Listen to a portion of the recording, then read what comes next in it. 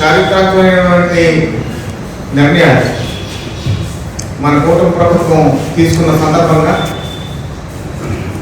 మన రాష్ట్ర నిరుద్యోగ యువతకి అదేవిధంగా ఎన్నో రోజుల నుంచి ప్రభుత్వ ఉద్యోగం కొట్టాలన్నటువంటి ఆకాంక్షతో ఎదురు చూస్తున్నటువంటి మన యువతరానికి ఓటర్ని కల్పించే ఒక ముఖ్యమైన విషయం. అదేవిధంగా ఉత్తరాంధ్ర రూపురేఖలు మార్చిపోయే మరో ముఖ్యమైన విషయం గురించి మీకు అందరితో కూడా తెలియజేసుకోవడానికి పత్రికా సమావేశం అనేది తెలుగు యువత ఆధ్వర్యంలో ఏర్పాటు చేయడం జరిగింది. జాబ్ క్యాలెండర్ అంటే ఒక ప్రభుత్వం ప్రవేశపెట్టడం అంటే ప్రతి సంవత్సరం ఏ రంగాల్లో ఎన్ని ఉద్యోగాలు ఇస్తాం అన్నటువంటిది ఒక తేదీ ప్రకారంగా ప్రకటించి దానికి ప్రయత్నిస్తున్నటువంటి యువకులకి ట్రైనింగ్కి అవకాశం కల్పించడమే జాబ్ క్యాలెండర్ యొక్క ముఖ్య ఉద్దేశం. అయితే గత ప్రభుత్వం జాబ్ క్యాలెండర్ ప్రకటిస్తామని హామీ ఇచ్చి ఏ రకమైన క్యాలెండర్ ప్రకటించిందో మీకు అందరికీ తెలుసు, ఏ క్యాలెండర్ రిలీజ్ చేసిందో మీకు అందరికీ తెలుసు. దాని జోలికి నేను నెలతలుచుకోలేదు. ఇవాళ మొదటి సంవత్సరంలోనే సుమారు 15,000-16,000 ఉద్యోగాలు గవర్నమెంట్ పరంగా డిఎస్సి అవనివ్వండి, ఇతర అవనివ్వండి, పోలీస్ శాఖ అవనివ్వండి, అవన్నీ కలిపి గవర్నమెంట్ ఉద్యోగాలు సుమారు 20,000 వరకు ఈ కూటమి ప్రభుత్వం ప్రకటించడం జరిగింది. ఇవాళ మరీ ఉగాదికి ఇచ్చిన హామీ ప్రకారంగా ఉగాదికి మరో 10,000 ఉద్యోగాలు ఈ ప్రభుత్వం ప్రకటించడం జరిగింది. దానికి కూటమి ప్రభుత్వానికి, పెద్దలు చంద్రబాబు నాయుడు గారికి, అదేవిధంగా మన ఉప ముఖ్యమంత్రి వర్యులు పవన్ కళ్యాణ్ గారికి,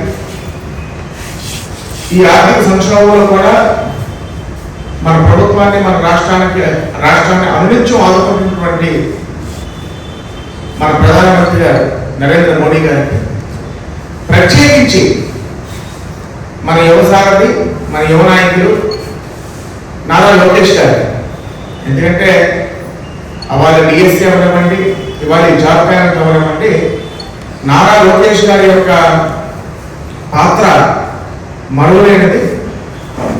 చాలా చాలా ముఖ్యమైనటువంటి పాత్ర పోషించడమే కాకుండా ట్రాన్స్పరెన్సీ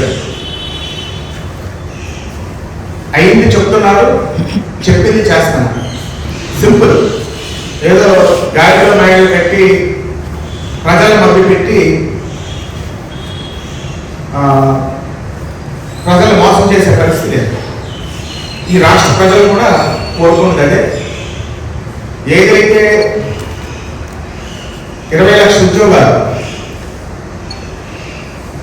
కేటాయిస్తామన్నటువంటి ఈ ప్రభుత్వ యొక్క హామీని నెరవేర్చడంలో రైట్ డైరెక్షన్ లో ఈ గవర్నమెంట్ వెళ్తుందని నేను నమ్ముతున్నాను. దానికి కొవ్వూరు నియోజకవర్గ శాసనసభ్యుడిగా తెలుగు యువత తరఫున ప్రభుత్వానికి ధన్యవాదాలు తెలియజేస్తున్నాను. రెండో విషయం, మన ArcelorMittal స్టీల్ ప్లాంట్ రేపు 23వ తారీఖు ఏదైతే శంకుస్థాపన అవబోతుందో అది చాలా చారిత్రాత్మకమైనటువంటి ఘట్టం మన ఉత్తరాంధ్ర ప్రాంతానికి. మన వైజాగ్ స్టీల్ ప్లాంట్ తర్వాత మన రేపు రాబోయే భోగాపురం ఎయిర్పోర్ట్ తప్ప తర్వాత అతి ముఖ్యమైనటువంటి ఘట్టంగా నేను మీకు అందరికీ కూడా తెలియజేసుకుంటున్నాను. ప్రత్యక్షంగా 25,000 మందికి, పరోక్షంగా మరొక 25,000 మందికి, సుమారు 50,000 మందికి ఉపాధి కల్పించే సంస్థగా ఆ స్టీల్ ప్లాంట్ రూపుదిద్దుకోబోతుందన్న విషయం మీకు అందరికీ కూడా తెలియజేసుకుంటున్నాను. నిజంగా కేంద్ర ప్రభుత్వం యొక్క సహాయ సహకారాలు అవ్వనివ్వండి, మన ముఖ్యమంత్రి గారి మీద ఉన్న నమ్మకం అవ్వనివ్వండి, పవన్ కళ్యాణ్ గారి యొక్క సపోర్ట్ మీద ఉన్నటువంటి అభిమానం ఉన్నటువంటి నిజంగా ఇది ఒక చారిత్రాత్మకమైనటువంటి ఘట్టం. ఇవాళ ఎన్డీఏ కూటమి నాయకులు కార్యకర్తలు అందరూ కూడా ప్రజల్లోకి ఈ అపూర్వమైనటువంటి ఘట్టాన్ని తీసుకెళ్ళి దాని యొక్క లాభ ప్రయోజనాన్ని మనం ప్రత్యేకించి మన ఉత్తరాంధ్ర ప్రాంతానికి, మన రాష్ట్రానికి వివరించిన విధంగా 23వ తారీఖు లోపు ఒక 10,000 గడపైన తొక్కి మరి దాని యొక్క విశిష్టతని ఎక్స్ప్లెయిన్ చేయాలని మరి మీ ద్వారా ఎన్డీఏ కూటమి శ్రేణులకి నాయకులకి నేను పిలుపునిస్తున్నాను. దానికి సంబంధించినటువంటి ప్యాంప్లెట్స్ని ఇవాళ గురించి ఎక్కడికక్కడ పంపిణీ చేస్తాం కాబట్టి ఆ కార్యక్రమం కూడా చేపట్టాలని మీకు అందరికీ కూడా తెలియజేసుకుంటూ మరి అనునిత్యం ఒక సమర్థులు, ఒక కార్యదక్షత ఉన్నటువంటి నాయకులు ఈ రాష్ట్రాన్ని పరిపాలిస్తే ఏ విధంగా పరిపాలన ఉంటుందో మరి మీరందరూ కూడా చూస్తున్నారు. అందులో భాగంగానే కొబ్బరి నియోజకవర్గ అభివృద్ధి కూడా సర్వేగంగా అన్ని రంగాల్లో మరి ఏ విధంగా జరుగుతుందో మీకు అందరికీ కూడా తెలుసు. రానున్నవి ఇంకా మంచి కార్యక్రమాలు. ఈ 2 years డ్యామేజ్ కంట్రోలే జరిగింది.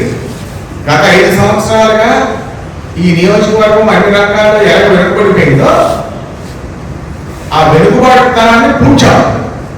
రానున్న రోజుల్లో రేపు వారాల గురించి పూర్తయిపోయాక రానున్న రోజుల్లో అంతా కొత్త డెవలప్మెంట్ మీరు చూస్తారని మీకు ఈ సమానంగా తెలియజేసుకుంటూ మనం ఒకటి వర్క్ చేస్తున్నాం.